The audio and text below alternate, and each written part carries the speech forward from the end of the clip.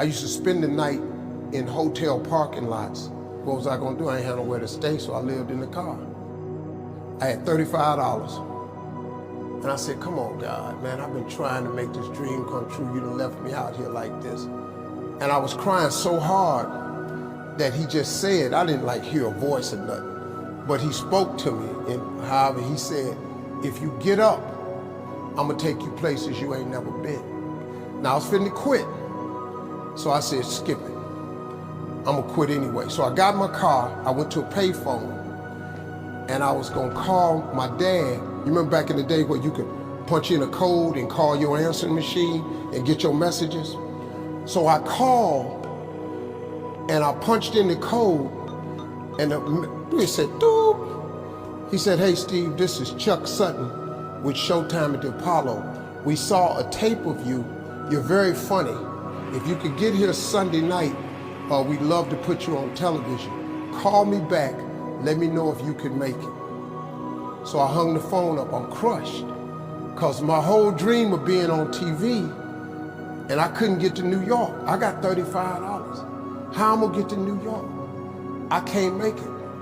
So I'm standing there at the phone booth and tears just coming down my face. I said, God, so that must be a sign for me to go home. Cause this it, I ain't even got the money to go to the Apollo. My whole thing, I wanted to be on TV, I couldn't even make the dream come true. This is the most messed up moment. And so I said, man, let me call this dude back and see if he said this Sunday.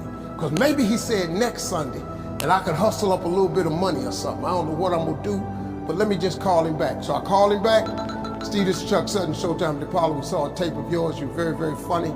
Look, we have an opening Sunday night at Showtime at the Apollo. If you can make it, we'd love to put you on TV. I said, it's this Sunday. Before I hit the button, I heard, doop, you have another message. Now, it wasn't there before.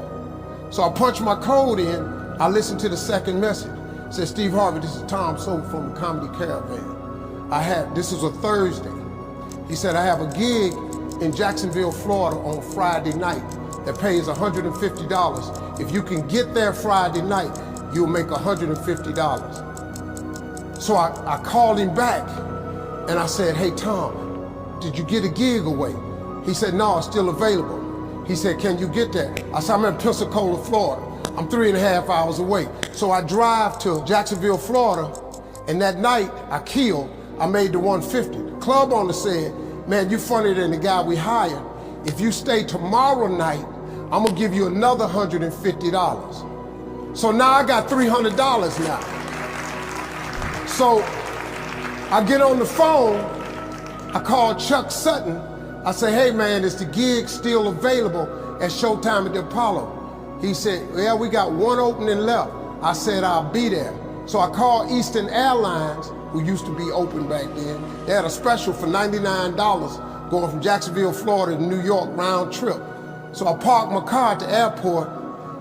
I got it.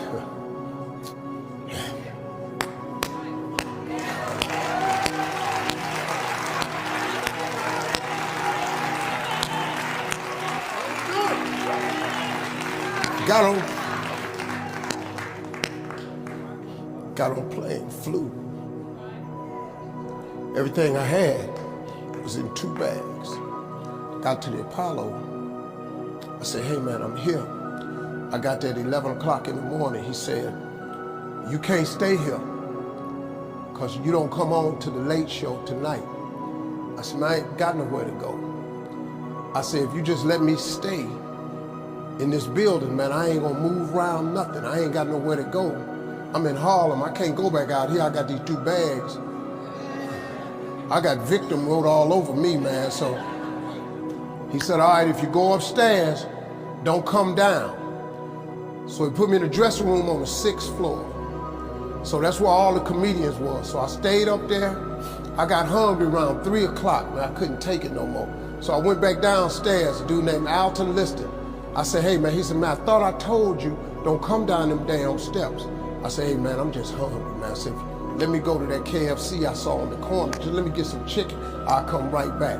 He said, man, if you ain't back in 20 minutes, you ain't getting in this building. So I went, bought me some chicken, came back. So the comedians started coming in the building. They started coming up on the 6th floor. So I meet this guy named D.L. Hughley. I introduced myself. He introduced himself. I'm sitting there, another guy come in named Dwayne Johnson. Then this other dude walked in named Jamie Foxx. And I introduced myself. We don't know each other, ain't none of us famous. It's 1991, man. They gave everybody the lineup. I was on the last show of the night. I don't go on to 11 at night. I done had this 4 pieces of chicken. I'm starving, man. That chicken done wore off. I'm nervous, man. I'm about to throw up. D.L. Hughley went downstairs. D.L. Hughley got booed off. Dwayne Johnson got booed off. Jamie Foxx went down there and got booed. They booed Jamie, then Jamie started singing. And then they started clapping. And Jamie had their ass, then he went back to them jokes, and they got his ass. So I'm walking down the steps and I see Jamie sitting on the steps. I said, hey man, hang in there. He said, man, that ain't never happened to me before, man. This is crazy. This Jamie Foxx, man, one of the most talented people in all of comedy. And now, you don't even know how nervous I am, man. I can't even, my breathing is shot because these dudes been booed. So I walk out, I had wrote this joke. Mike Tyson had got in a fight in Harlem with this heavyweight named Mitch Green. Mike Tyson had hit the dude in the eye in the store. Now he was on the news, his eye was swollen. So the joke I wrote was, they was interviewing Mitch Green and he was telling everybody what happened, but his eye took over the interview. And I wrote this joke that his eye started talking and was just, I'll tell you what happened.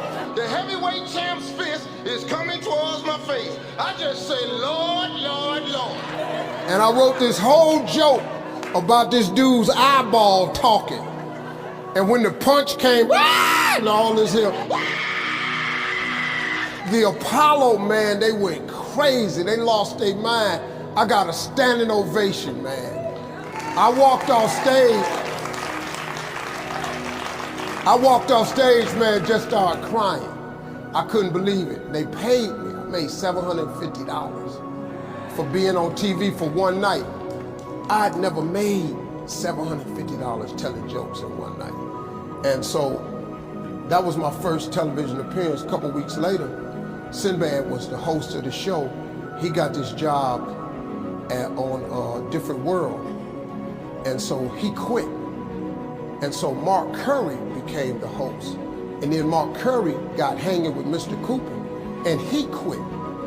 And they came to me and said, would you come back to New York and host amateur night for us to just try you out? Oh, ain't no problem. And so I went to New York, I hosted amateur night, and I was killing.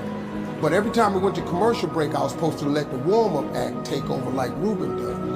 But I knew not to let the warm-up act do that because he would change the attitude of the crowd because the Apollo was a wild place. So I stayed out there. I did the warm-up and the hosting. And I created a bond with that audience. And that's how I got on TV. It was my very first TV show. I hosted Showtime at Apollo. I ended up being the longest running host in the history of Showtime Apollo. I did that show for 8 years. Nobody ever did it for 8 years. And that was my turn back moment. See, in your life, everybody has a turn back moment. You have a moment where you can go forward or you can give up. But the thing you have to keep in mind before you give up is that if you give up, the guarantee is it will never happen. That's the guarantee of quitting, that it will never happen, no way under the sun. The only way the possibility remains that it can happen is if you never give up no matter what. Because God is always coming. He's never too late. At your worst moment, look man, when they told me I had to be in New York, I saw no way I could get there. But that God don't. He make the phone ring